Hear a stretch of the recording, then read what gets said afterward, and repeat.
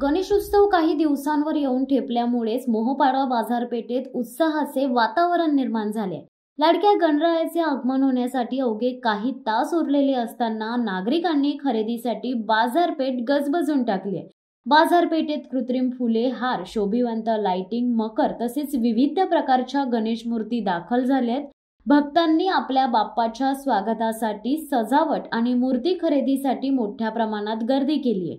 मोहोपाड्यातील मुख्य रस्ते व मोकळी बाजारपेठ खरेदीदारांनी फुलून गेली आहे। छोट्या मोठ्या व्यावसायिकांनी गणेशोत्सव लक्षात घेऊन आकर्षक सजावटीची साधने व मूर्तीची विक्री सुरू केली असून त्यामुळे संपूर्ण परिसरात भक्तिभाव आणि उत्साहाचे वातावरण पसरले। शिवसत्ता टाइम्ससाठी आनंद पवार, रसायनी।